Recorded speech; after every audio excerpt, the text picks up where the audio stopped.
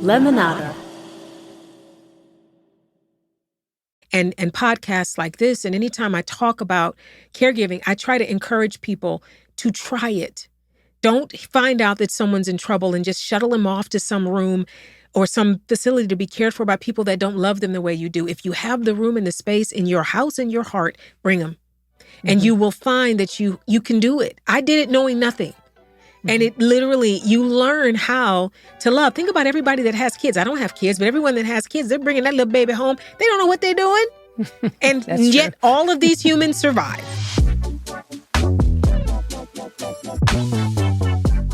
This episode was brought to you by Alloy Health and Rivian. Today, we're diving into Alzheimer's and caregiving with my guest, the brilliant and beloved actress, Yvette Nicole Brown. Many of you know her from the hit series Community, and one of my all-time favorites, her unforgettable appearances on A Black Lady Sketch Show. I love that.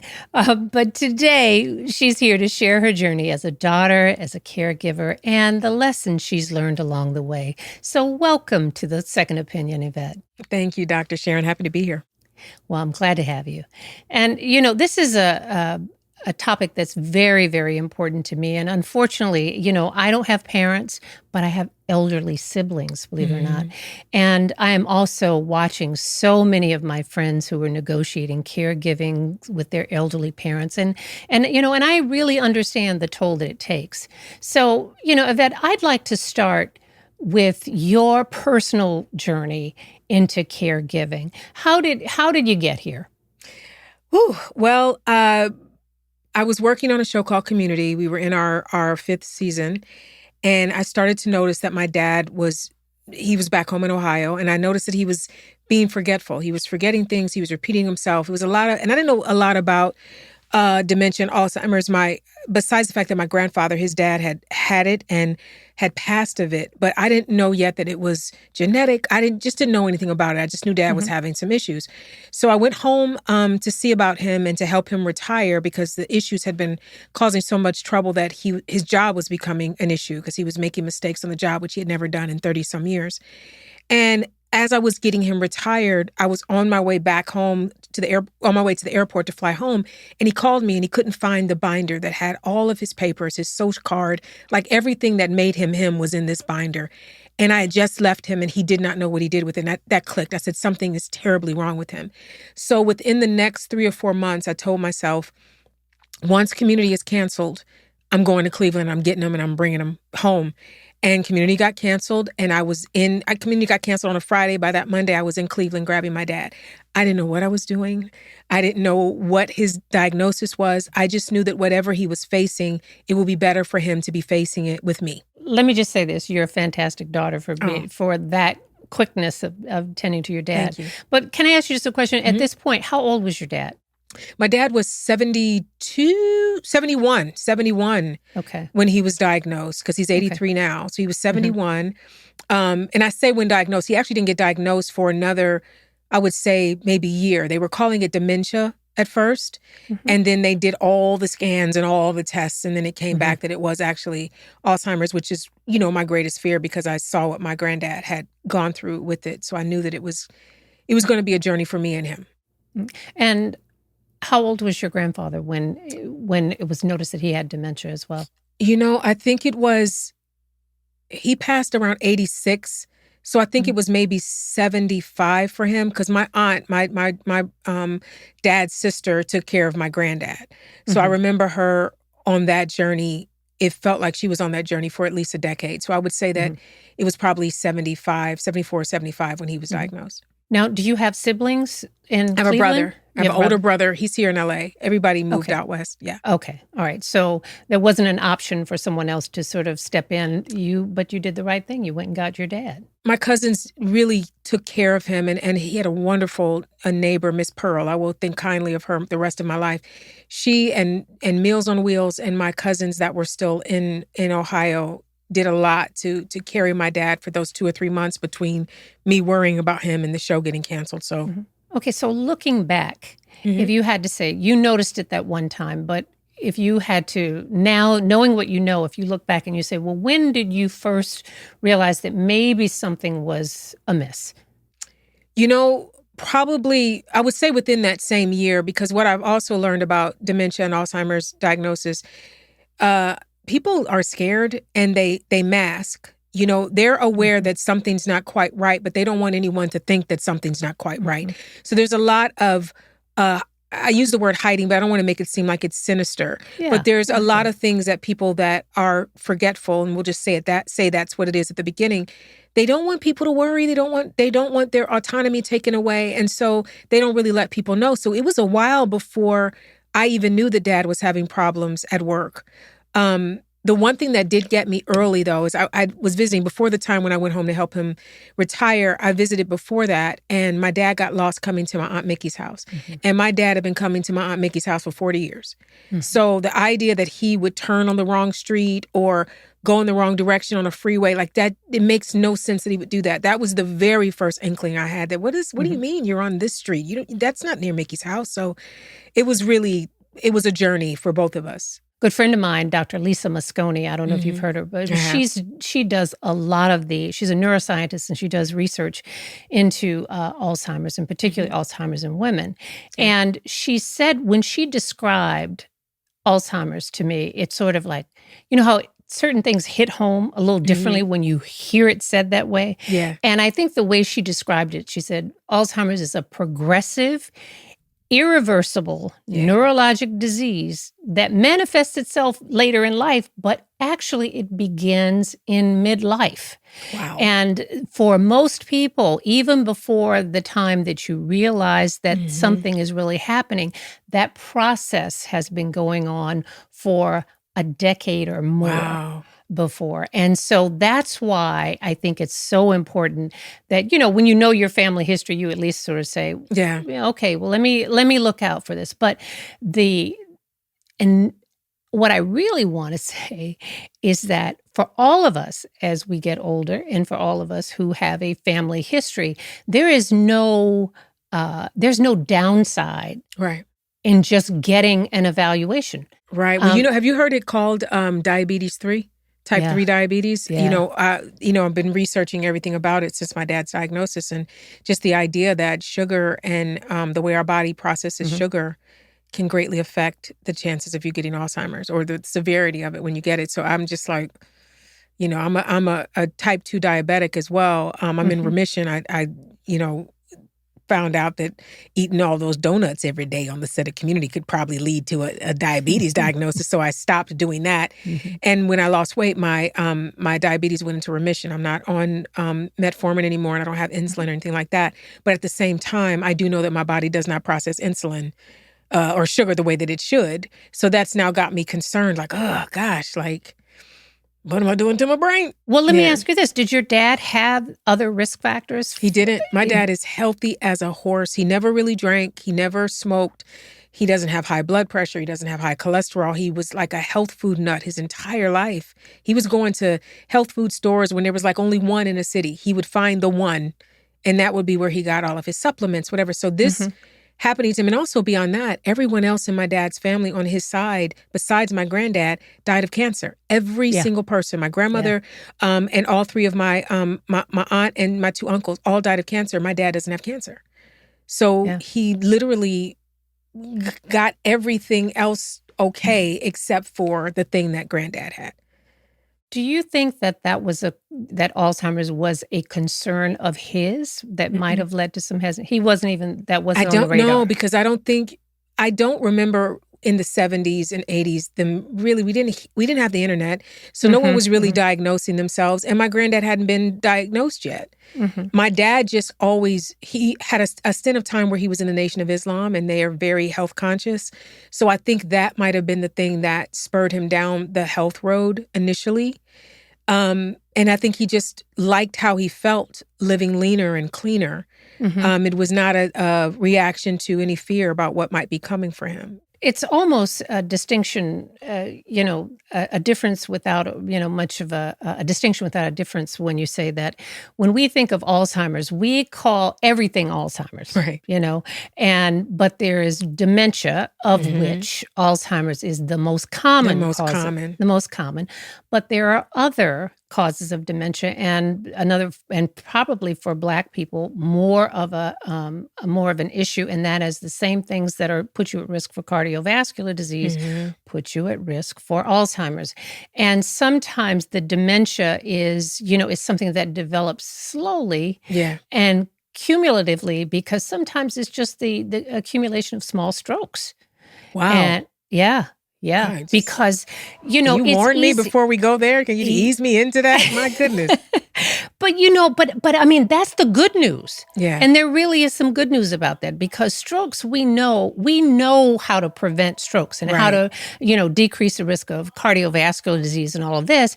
We don't really know what causes Alzheimer's. Right. We don't know. It's sort of, and for a lot of people, Alzheimer's ends up being the diagnosis that you come to once you've ruled Right. out all the other All the things. others. Right. Right.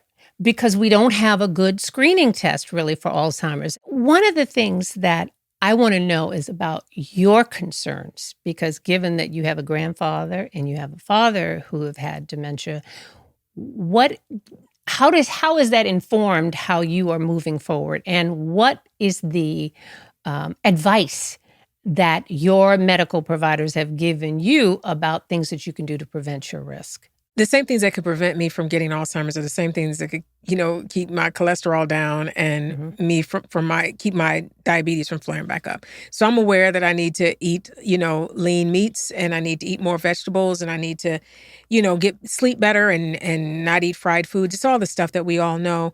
Hmm. Insofar as what I'm concerned about myself, and maybe I'm delusional, but I'm going to choose to believe that it ran through the male side of the family line. I'm going to choose Hmm. to believe that. And I know I'm delusional, but I'm going to believe that.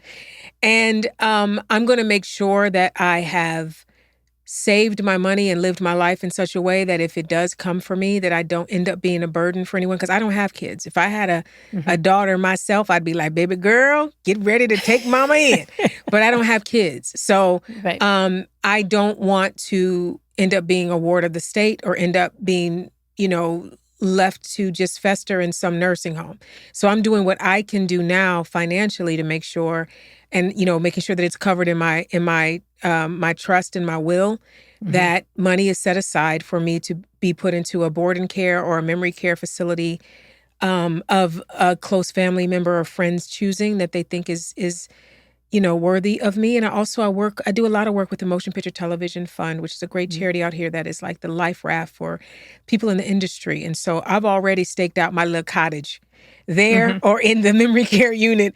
So I'm making plans for if it comes for me. I can't really do anything aside from just trying to keep my health where it needs to be, Hmm. hoping that it doesn't come for me. But there's so many things that could befall us in life.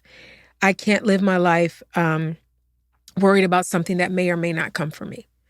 All right, so I want to get back to your dad. Sure. And you said your dad, now you went and got your dad, Hmm. brought him to LA. Hmm. And at that point, you don't know what to do or how long this is going to be indefinite. And you took care of your dad for 11 years? 11 and a half years. I had him with me in the home with me for 11 and a half years. He had a fall a year ago Uh-huh. and broke his hip and initially could walk again. He went through rehab at the hospital and was doing great with his physical therapy.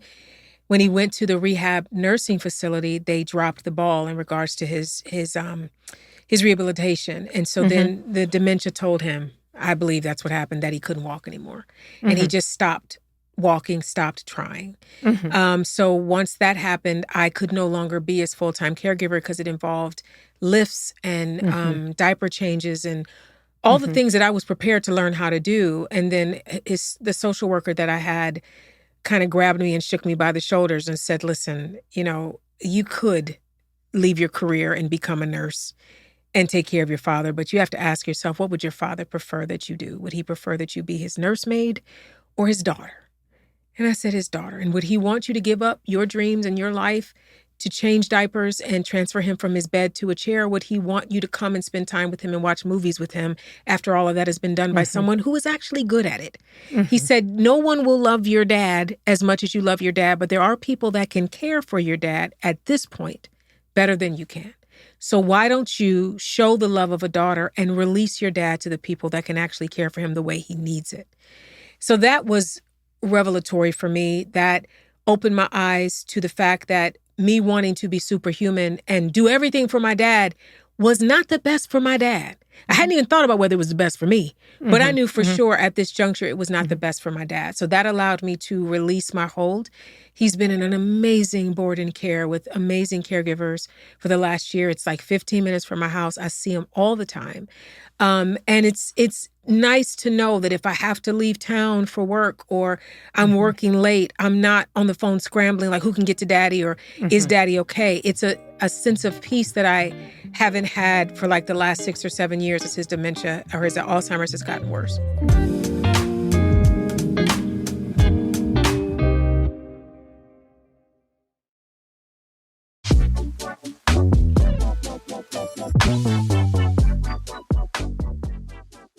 So, Yvette, Mm, even when you've sort of made the decision that you want to care for your loved one in the house, you can't be mhm. there 24/7. No. So, how do you find someone, a caregiver, to help you take care of your loved one?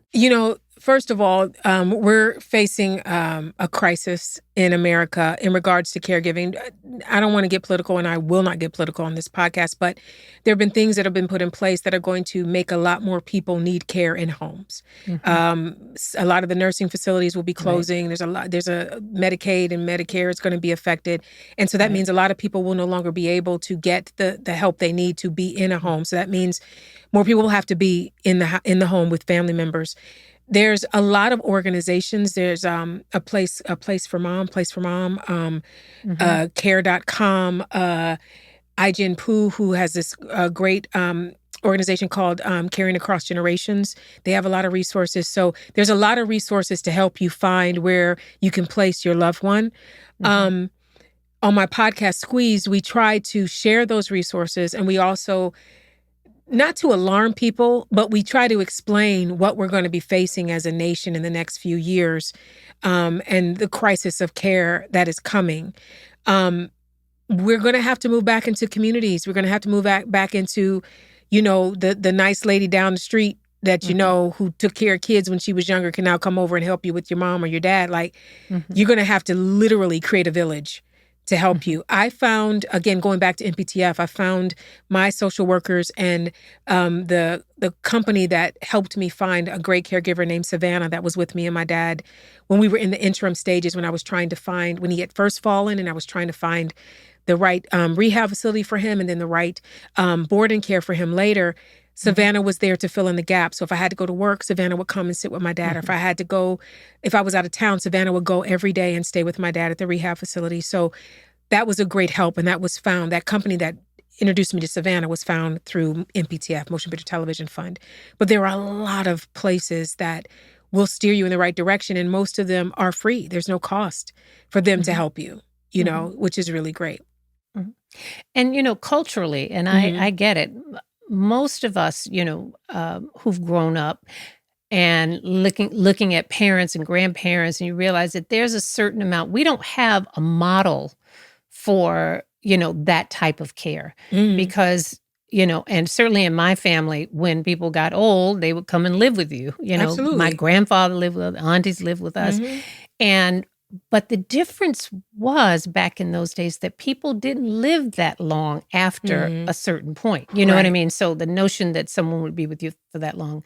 So it brings for us, it's a certain amount of there's guilt Hmm. that's associated For with sure. thinking that somehow you failed Hmm. your parents because you Absolutely. haven't been there for them. Hmm. Um, but what I want to say is that, the caregiving, and I think that the social worker that you talked to gave you the best advice I ever agree. because, caregiving is two things. It's an act of love, which we all want to be able to share, but it's also a tremendous weight. It is. it's a weight on you. Mhm. And, I watched my oldest sister, and her husband had, he was on dialysis, and Mhm. he had chronically, health problems for years. And for the last 5 years of his life, she was there Mhm. 24/7, taking care, make sure. And he died Mhm. at 61, and little over a year later, at 63, my sister died. Now, she Mm. was fine, it Yeah, she wasn't was as if tired. she had a Yeah, problem or but it whatever. weighs on you. It does. It And it weighs on you. gets it gets back to what I was talking about, that chronic stress of having to deal with Mhm. that. And then, you've got to at least keep that into account. I want everybody to realize that if you can, and again, if you can afford it, because here's also the other part of that. We can talk about, okay, yeah, you should do this, put them in a nice facility, but Alzheimer's and memory care units are expensive. Yeah. They're incredibly expensive. And, I was just doing a little research for that, and they said that the memory care centers run about $7,700 a month. Um, and if you are and that's just sort of average. So, it depends on where you live. LA, it may be more than that. And that's why for a lot of families, putting them someplace where they can be safe and well cared for is sometimes not financially an option. I never wanted to put my dad or my mom in a home. My thought was if they need me, I'm going to be there for them. And I am grateful that I was able to take care of my dad for 11 and a half years and would still be caring for him now if I could. Mhm, The guilt that's a part of it um, is unhealthy. And what I mhm, tell people all the time is mhm, that it's not y- feeling bad about not being able to do more when mhm, you're doing all that you humanly can is mhm, detrimental to your spirit. And it mhm, also doesn't help you when you're dealing with your caregiving. You know what I mean? The time that I mhm, spend with right. my dad is celebratory, it's restorative, it's peaceful. And I don't ever want to go in there. And I never went into his room apologizing because I had to go to work or whatever. Mhm, And he never needed that from me. He mhm, said to me one time, one of the sweetest things he said to me, and also one of the saddest things I heard him say, is I don't even know what I was doing for him. I was doing something for him in the morning before I was going to work. And he said, Yvette, how did you get this job? And I said, Daddy, I applied. I petitioned. I fought for this job. I will continue mhm, to fight for this job. And it's just the feeling that he could not grasp that I would want to feed mhm, him and bathe mhm, him and make sure mhm, he had as many viewings of the 5 heartbeats as I could get for mhm, him. His mind couldn't grasp it. mhm, And that was heartbreaking for me because why wouldn't I? You know what I mean? Like, you my dude, you my daddy. Of course I got your back in the best way, in any way that I can. I got him. You know, I was the gift that the social worker gave me in that day is that he reminded me of what my dad would have said to me if my dad was mhm, able. If my mhm, dad was able, he would say, "Don't you miss one thing for me. mhm, Don't you slow down one thing for me. I'm going to be fine." He would say to me what my mom used to say to me when she was alive. "I didn't live my life, girl. You didn't go on out there and do whatever you want to do. I'm good." That's how my parents were. They gave me everything I needed to fly, and then they expected me to fly. So taking a detour, as some would say, to care for my dad for 11 years was the best tough decision I've ever made, or the toughest, best decision I've ever made, which is the way I describe it. And I try through my podcast, Squeezed, which is all about caregiving, and podcasts like this. And anytime I talk about caregiving, I try to encourage people to try it. Don't find out that someone's in trouble and just shuttle them off to some room or some facility to be cared for by people that don't love them the way you do. If you have the room and the space in your house and your heart, bring them. And mhm, you will find that you can do it. I did it knowing nothing. And mhm. it literally, you learn how to love. Think about everybody that has kids. I don't have kids, but everyone that has kids, they're bringing that little baby home. They don't know what they're doing. And That's true. yet all of these humans survive. So Mhm, we all figure out you're hungry, you have to go to the bathroom, you need to go to bed. You learn how to care for someone. And so whether they're your 72 or 71-year-old parent or your 7-week-old child, you're going to figure it out. And so just figure it out and learn how to expand your heart to love more. That's what caregiving is, just loving. So I want to talk again a little bit more about how you think it affected you. And Mhm. and again, 11 and a half years and 11 and a half Mhm. years, that's a long time. Yeah. Um, and do you think that, caring for your father, and I know this is what you wanted to do and this is your Mhm. choice, but looking at it now, do you think that that had any effect on your health in those 11 and a half years? I won't know until I get whatever diagnosis is going to, find me in 10 years. I had diabetes before he came, so he didn't Okay. cause diabetes. I feel like being Okay. on the set of Community caused that because I ate a lot of donuts on Community. Okay. But everything else, I can't blame high cholesterol on Daddy because I do enjoy a French fry. I enjoy a piece of potato that has been fried. So I can't even blame that on Daddy. So I Mm. don't see, I think the toll that it's taken on my body stress wise Mhm. might be a bigger issue, Mhm. that I will stay focused on. But again, I say I wouldn't change a thing. So even if I do have 2 or 3 less years to live because I cared for my dad, take the years. It was the best decision I've ever made, and I don't regret it. You are such a great daughter. I I love my love daddy that. and my I mama. love that. I Good love that. people. It was good people.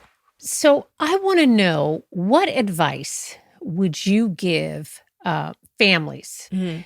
who are preparing for this? Let's just say, you have, even before something has happened. I got lots of Okay. advice. Before. Okay. First thing, got to get a durable power of attorney There you go. for financial things and for medical things. And you need to talk to your older parents, older aunts and uncles, whoever you are, who you might end up having to care for, and let them know that it's not something that takes away their autonomy now. It's something that'll kick in only when needed. And when it's needed, you don't have time to go get paperwork and whatever, especially if it's dementia. There's certain things they can't sign after a certain Mm-hmm. point. So Mm-hmm. you have got to get their permission to care for them while they're still able to give you permission to do that. So that's first. Even beyond that, financially, when my dad came to live with me, the bank account I opened for him in California was with his and my name on it. I don't touch Mm-hmm. his money, but if Mm-hmm. something happens and I need to write a check or whatever, I don't have to try to figure out if he can still sign his name. I can sign a check myself because my name's on that account as well. So that's important too. Um, Make sure you let your friends know what you're about to do so that you have a group of people that will check on you and send you a casserole. They still make casseroles. I'm so old. Send you something to nosh on when you need it, or they'll come over Mm-hmm. and sit with your caregive Yeah. when you need a break. Because even though I joke about not understanding what self-care is necessary. So you still have to go get a massage every now and again.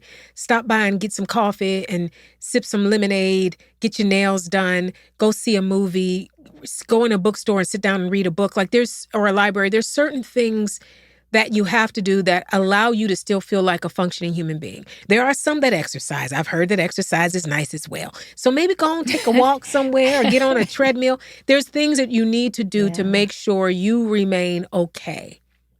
And then aside from that, just lean in and love your person. Yeah.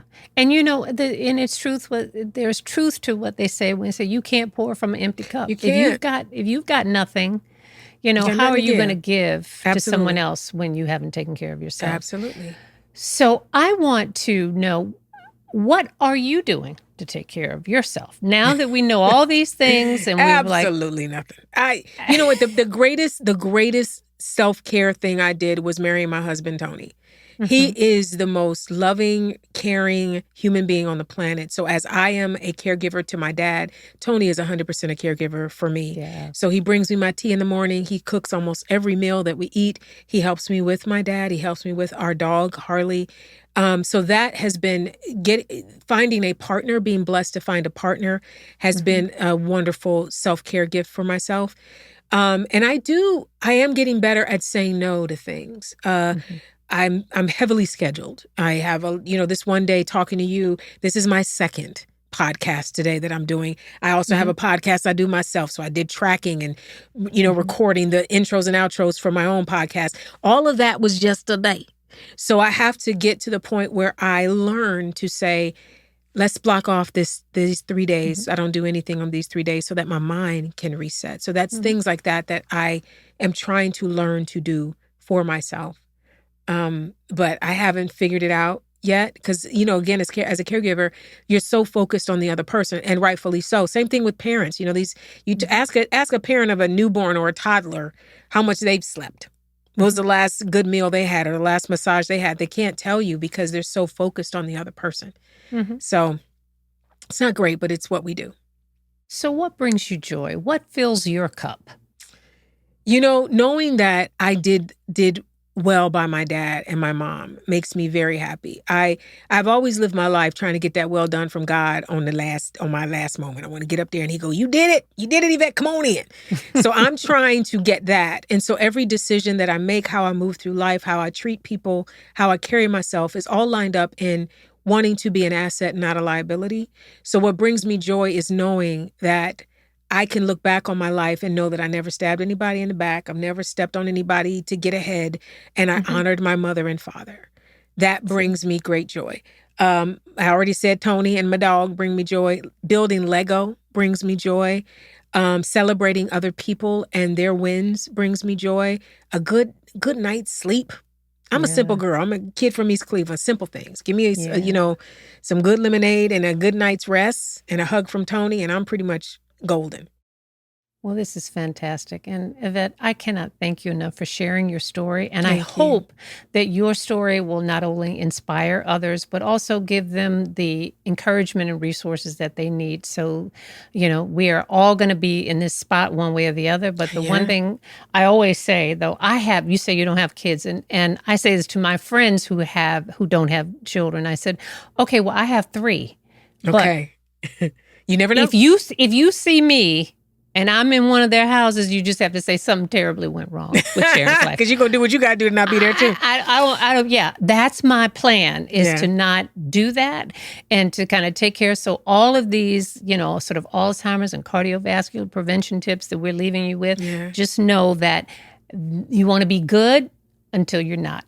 And please know that you don't have to just leave it up to fate to know whether or not that's going to happen. So can I plug Squeezed one more time? Of course. We have a season 2 coming up. I'm in the process right now of recording my interviews and all the intros and outros. It's going to be a great season. One of the things that we're going to talk about that I think might be really interesting because we didn't talk about it in the first season is what happens when you're a caregiver for a parent that wasn't there for you. What that does to your psyche, which I think is important because like you said just a second ago, before we leave here, each of us will either be a caregiver or a caregivee. That's just the way the statistics are going to play out. So that means there's a chance that you're going to be taking care of someone that maybe you're not that close to, and maybe somebody's going to be taking care of you that are not that close to you. How do you navigate that, especially if there's some feelings involved? So that's one side of it. And then we're going to talk to a couple of people we talked to last season, and it's really going to be another great opportunity for people to find out more about what it means to be a caregiver. Wonderful. Thank you for being here, Yvette. And look, and we had a Black Lady podcast. Yes, we did. Clap, clap. We sure did.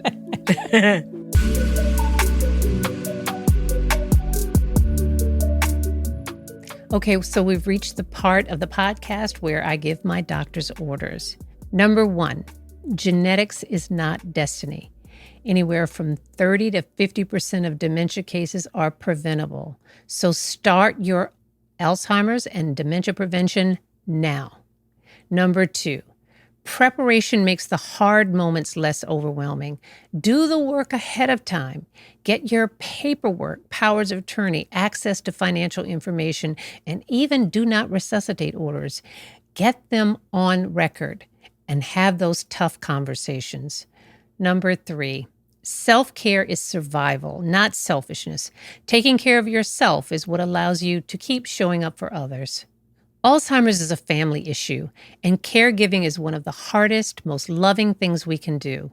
With planning, support, and self-care, no one has to face this journey alone.